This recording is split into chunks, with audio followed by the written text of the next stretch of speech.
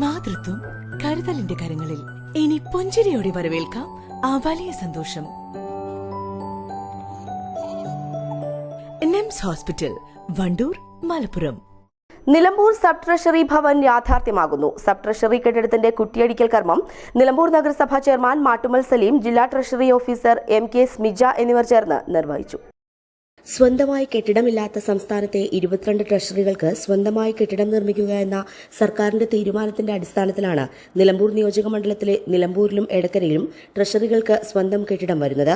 Nilambur Veettikkunnu irrigation വകുപ്പിന്റെ 12.5 saint ഭൂമി ഏറ്റെടുത്താണ് Nilambur sub treasury Bhavan നിർമ്മിക്കുന്നത്. കുറ്റിയടക്കൽ ചടങ്ങിൽ നഗരസഭാ പൊതുമരാമത്ത് സ്ഥിരം സമിതി അധ്യക്ഷ സൈജി അധ്യക്ഷത വഹിച്ചു.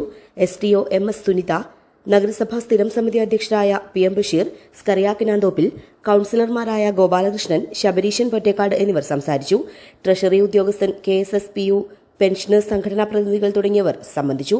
കുറേ നാളത്തെ ആഗ്രഹമായിരുന്നു ഒരു ട്രഷറിക്ക്, നിലമ്പൂർ ട്രഷറിക്ക് ഒരു പുതിയ കെട്ടിടം എന്ന് പറയുന്നത്. അപ്പോൾ അത് നമ്മളിപ്പോൾ അതിൻ്റെ അടുത്തെത്തിയിട്ടുണ്ട്. ഇനി എത്രയും പെട്ടെന്ന് നമുക്ക് ഇപ്പോൾ നമ്മുടെ ബിൽഡിംഗ് പണിയാനുള്ള പേപ്പർ വർക്കുകൾ, ഫയൽ വർക്കുകൾ എല്ലാം തീർന്നു. ഇപ്പോൾ നമ്മളിന്ന് കുറ്റിയടിച്ചതിൻ്റെ പ്രവർത്തന ഉദ്ഘാടനം ഇന്ന് നടന്നിട്ടുണ്ട്.